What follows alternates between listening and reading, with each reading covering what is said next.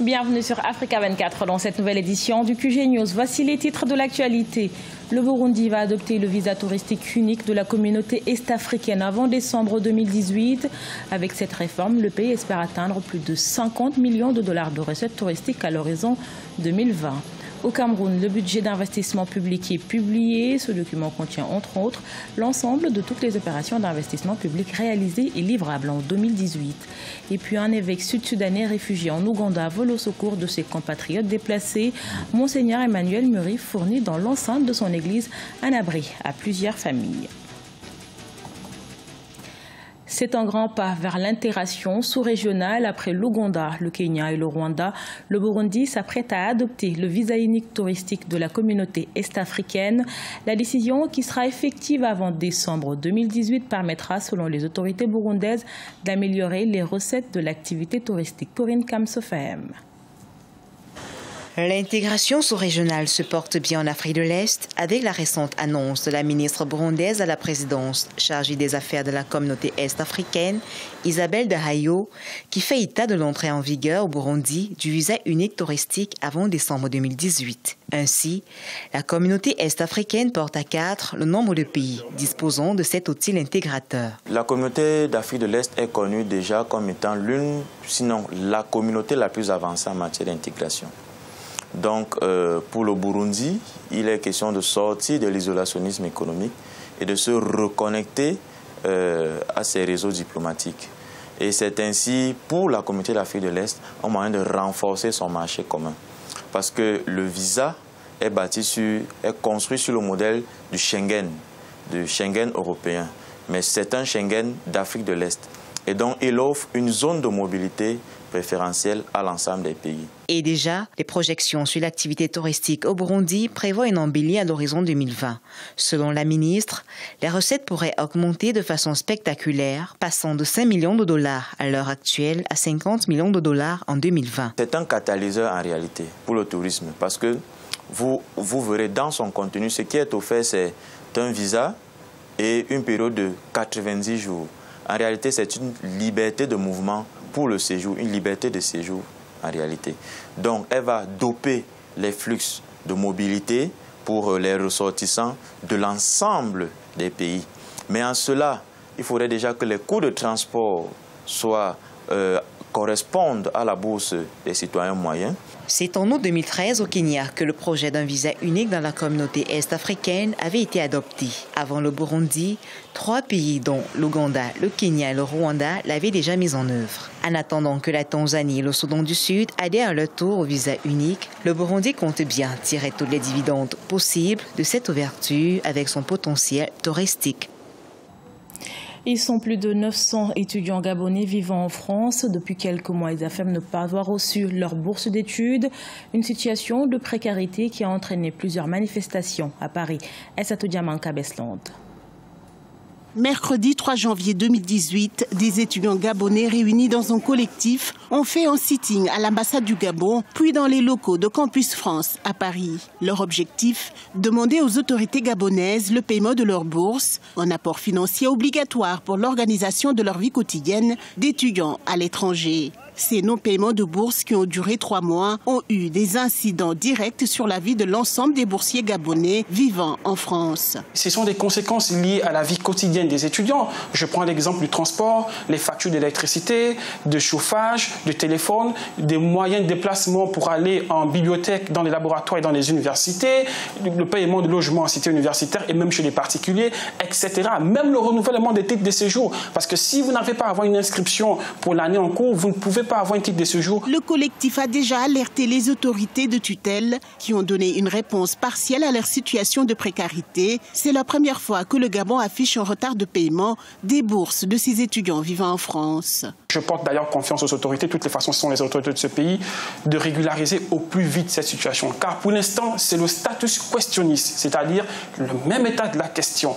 Et donc j'invite les autorités à pouvoir régler cette question au plus vite. Mais avant, je voudrais terminer par ce propos de Léopold Sédar Senghor, qui est, vous le savez, ancien président du Sénégal et grand-père de la négritude, qui avait dit ceci, je cite, pour que l'Afrique se développe, il n'y a qu'un seul moyen, l'éducation, l'éducation et encore l'éducation. Suite à l'appel des étudiants, l'Agence nationale des bourses du Gabon a effectué ce 10 janvier le paiement de 2 mois de bourse. Il reste à régler le mois de janvier ainsi que les frais d'inscription universitaire et de mutuelle de santé.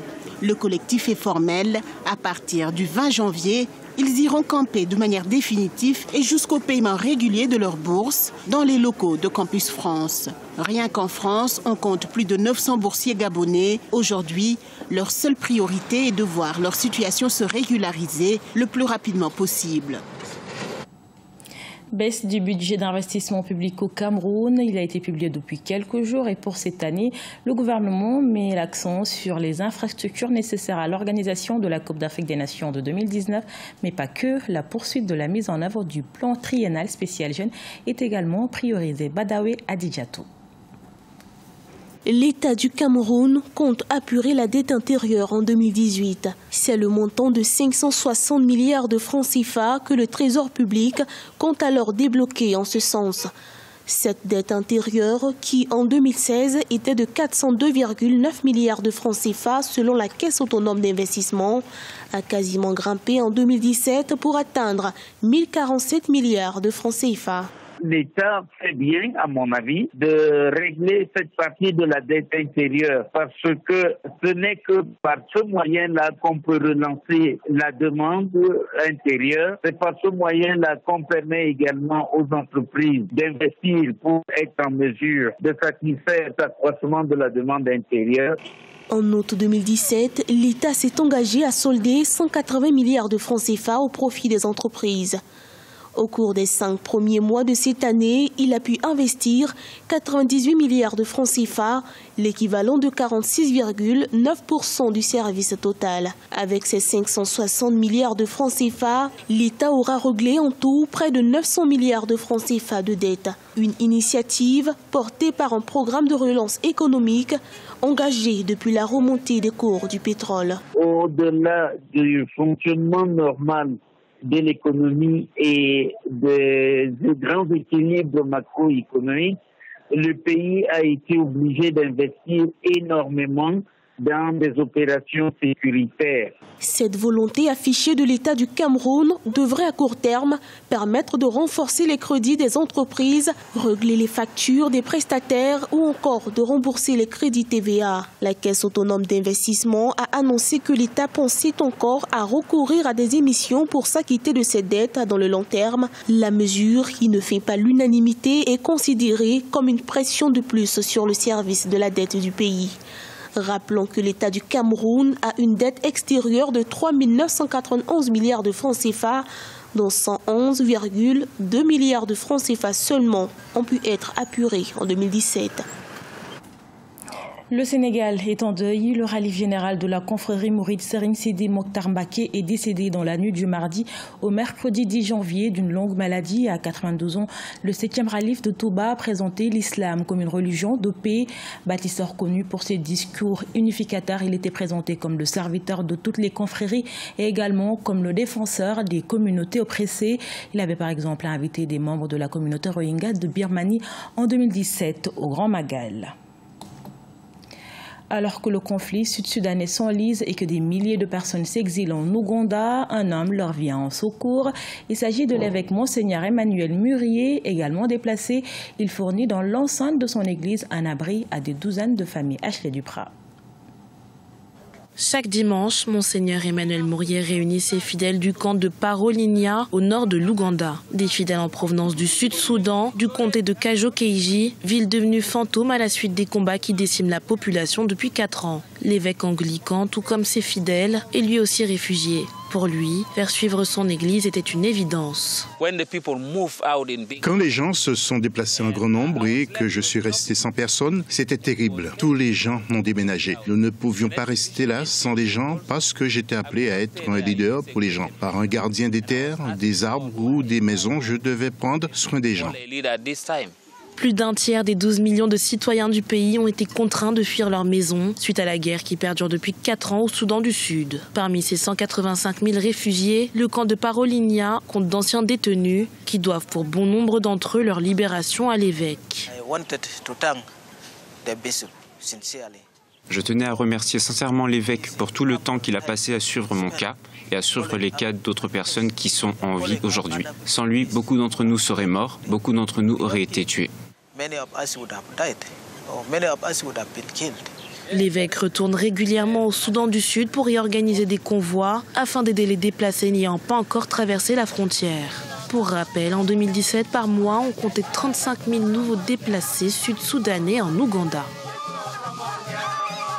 Ce journal a été réalisé par l'ensemble de la rédaction. Merci pour votre fidélité. Dans un instant, une nouvelle édition de l'actualité sur Africa 24.